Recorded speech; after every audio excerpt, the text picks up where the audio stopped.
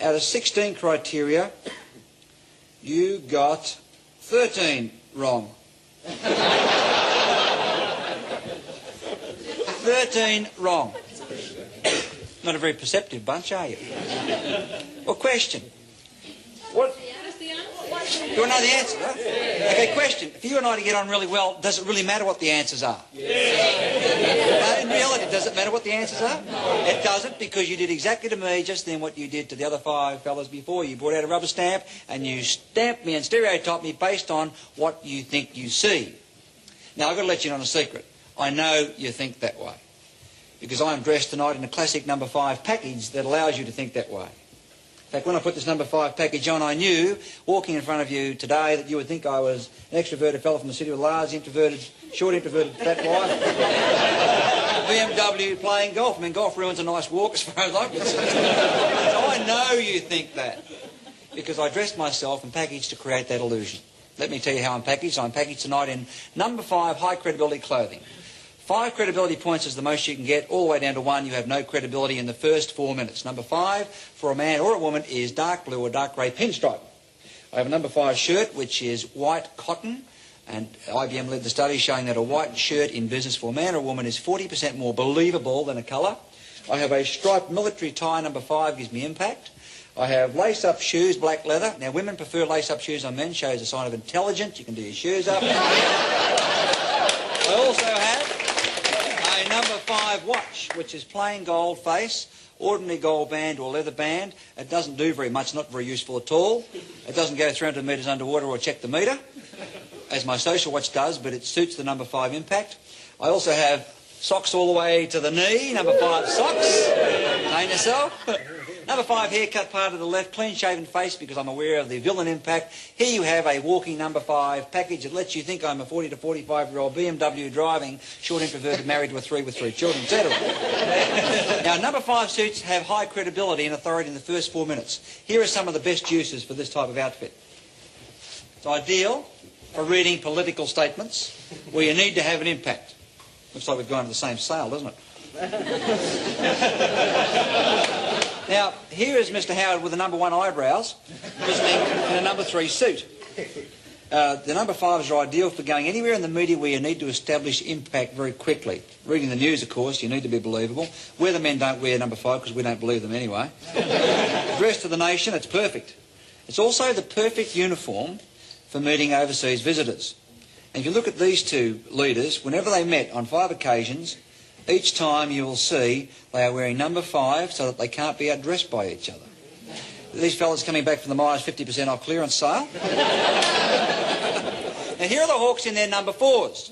The stripes are gone, dark blue, dark grey, no pinstripes, still very authoritative. The VHP boys in their number 5s. Here's number 3, a light grey. And when you wear a vest or a pocket handkerchief, you have a Playboy image in a number 5. Here is a number 3 with a number 5 tie. Got dressed in the dark, I'd say that day. Number 5s also work very well for women. The only thing missing here is some type of a necktie. Now, here's a man in a number 3 meeting another man in a number 5, and he's outdressed. Now, of course, you can see who's got the most presence, the man in the darker suit, Mr. Nakazami. And Mr. Hawke's totally out of his depth in terms of colour codings here with his clothing. Here's a rare shot of Ronald Reagan in a number 1, light brown and tan. Notice he's just haven't got the impact. This is a big mistake. Now, I want you to... There's no presence. Contrast that to when the same man wears number 5. Look at that. He looks like he's in charge of the whole show. In a number 1, with all the colours of light brown that don't tone, there's just no presence. Here he's got tremendous presence. This guy's still got his pyjamas on from the morning before. Now, never ever go to any interview where you need credibility as a man or woman wearing these colours. Now, these colours, if you go in, your perception by other people, the way you come across in business will be something like this.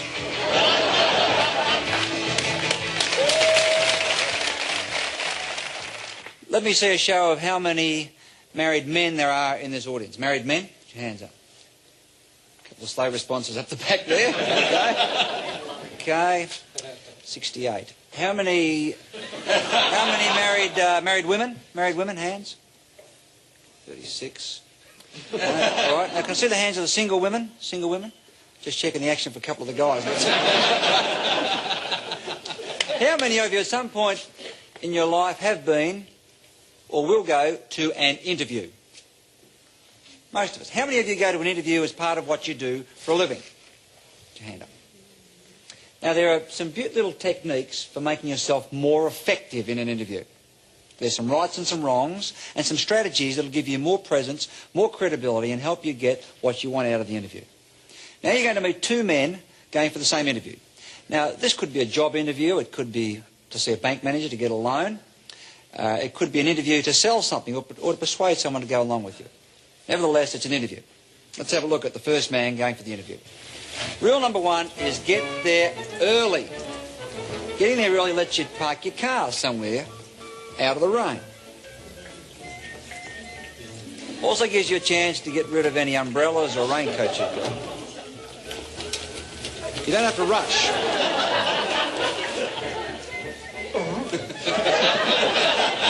Never go to an interview carrying umbrellas, raincoats and so on. This is my twin brother Irving. Let's have a look at this fellow. He has the Salvation Army brown suit. His briefcase looks like he's going on holidays. He has a watch that shows he gets his films done at Kmart. He has long hair. He has facial hair and Veterans Affairs glasses. He's packaged for failure. Now, never enter anyone's office wearing this sort of thing. What's the umbrella?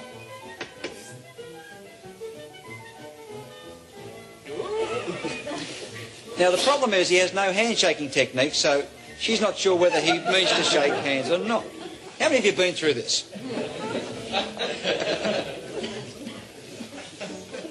We'll forget about the mud on the carpet. Now, he's sitting directly opposite in the defensive position. That's the worst place he could sit. If he had been there earlier, he would have noticed he had a speck of mud on the inside of his nose. He's only just seen. Now, the trick is how to remove it.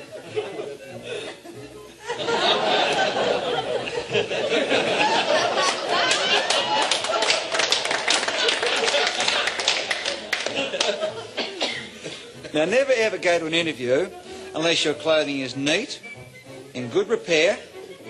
Otherwise, they're likely to think you're the town drunk.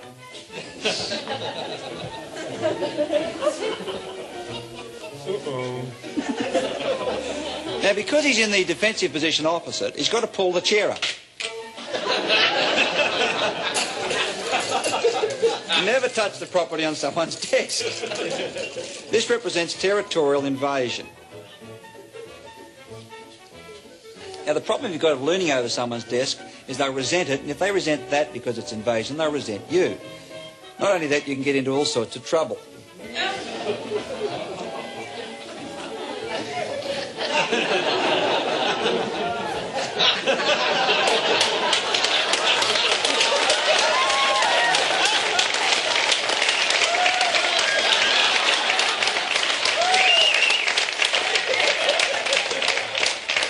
Don't ever touch the interviewer. As you probably suspect that this guy didn't get the job. He's also got his tie caught in his briefcase, you might have noticed. This is a clear example of no strategy, no technique, no preparation.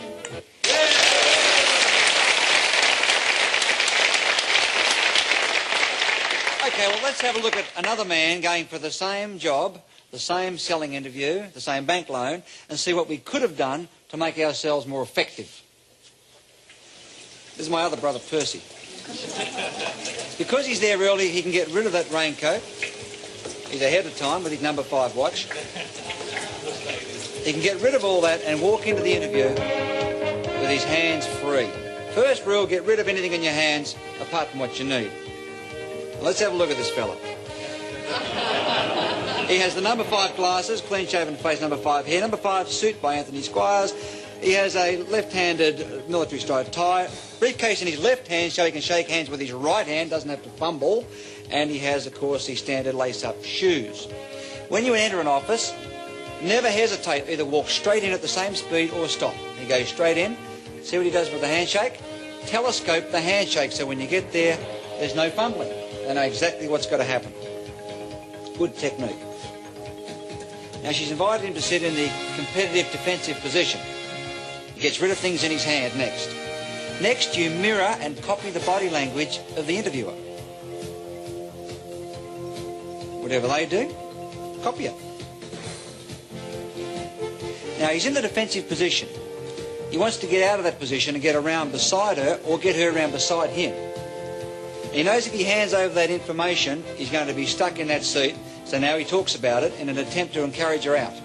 Now he's going to try and ask her to come out from behind there to read the small print.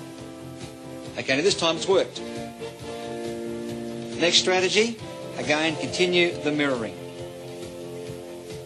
Now when you do this mirroring, the other person gets a feeling there's something about you they kind of like. Sort of a rapport, because what they're seeing is you reflected in them. Now he can hand it over, and you probably guessed who made the sale, got the job and got the loan. He did. This is an example of having strategy, being prepared and getting on with everybody. His car's undercover downstairs in the car park basement. Gets his umbrella back. It was a prepared strategy. He knew exactly what he was doing. Now the other fella can't even find his car. Remember where he let it? Doesn't matter. Yeah, the police found it.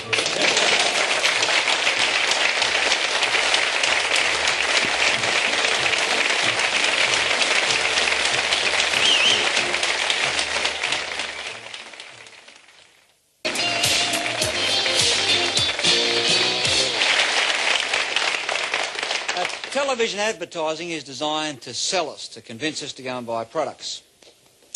And for a TV ad to be memorable, it's got to have a couple of elements in it. Now, one of the most popular elements in recent years is the introduction of annoying and irritating personalities. Because they annoy us so much, we love to hate them. You all remember Madge with her hand in the dishwashing liquid? Here's a collection of some of the ads that you really have loved to hate in the last decade. Like that. Well, this fella here has been getting under people's skin for some time. Dynamo Man. He's not on anymore, but he was memorable. We'll show you what Dynamo gets out stains, others leave behind.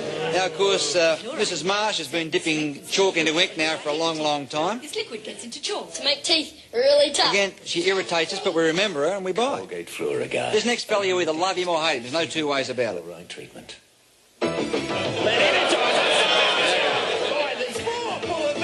Love him or hate him, you all recognise him and know him, right? And the advertisement that currently is getting under most people's skin. Here she comes in her balloon. Rita. No party would be complete without Rita coming with her margarine. What do you reckon, love? Rita 5-star, great taste, great value. The expression you love.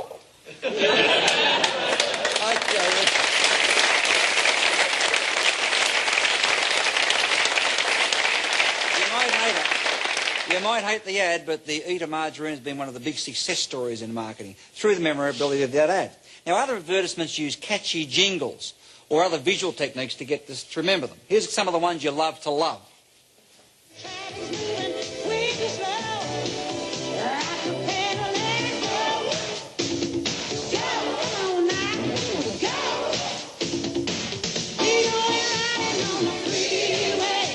Here's some visual techniques.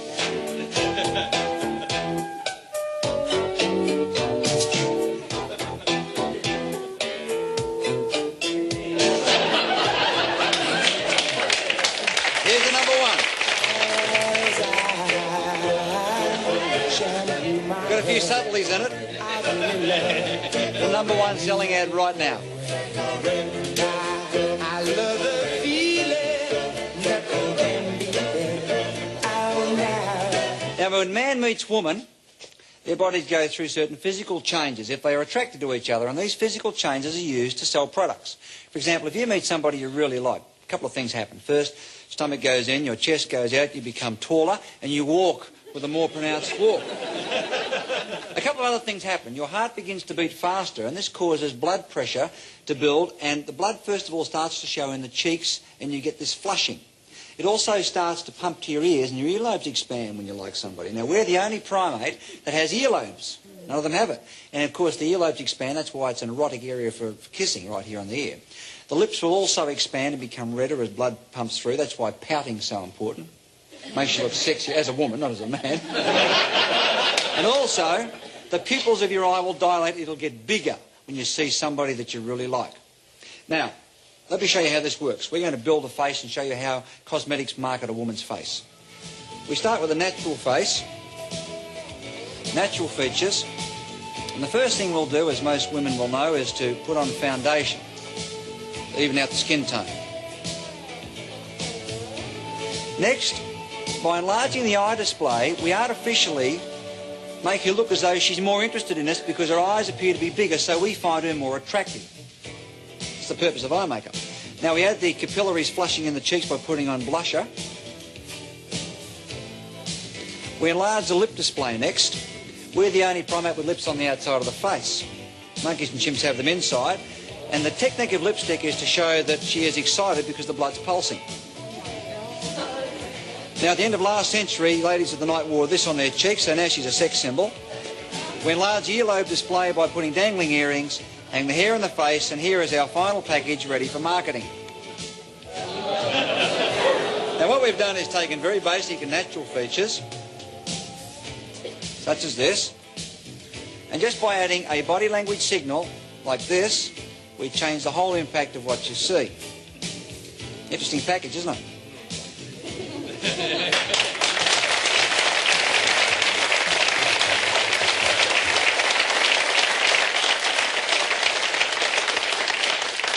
Here is how those signals are used to market. Here is currently a top-selling poster. Now, if you look at this, the most noticeable feature is this great big pair of red lips. Right here. Now, if you look a little bit lower, you'll see there's quite a bit of exposed wrist. See this here?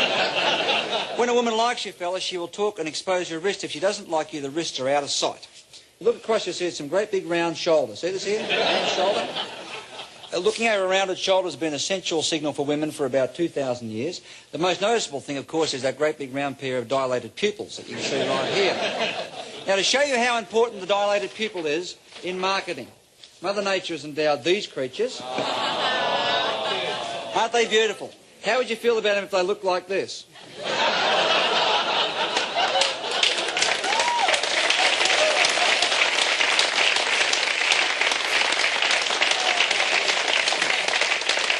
Here is a collection. Here's a collection of ads where body language signals have been used. See what you can find.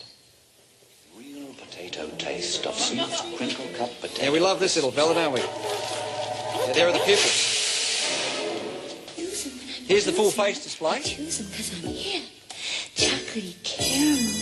Ooh. Fantastic is fantastic. Now this next one is very, very clever. Watch for the constricting pupil. Now, just in case you missed it, here it is again in slow motion. When we don't like something, our pupils constrict, they get smaller. See that? That's why you say someone's got beady little eyes. Very clever, isn't it? Now, here are the lip and eye displays and a whole group of them.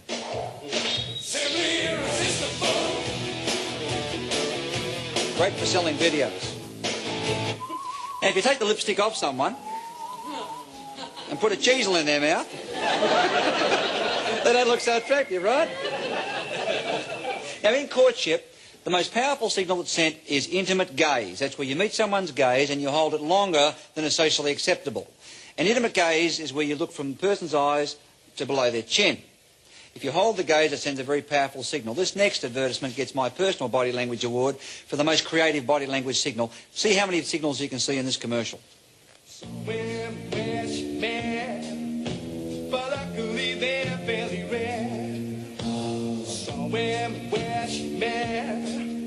If you know it, you ought to beware. Somewhere west man, they're not playing the game at all fair. I'm sure they're wet, you know it just isn't fair. That's somewhere. Doesn't that do something for you?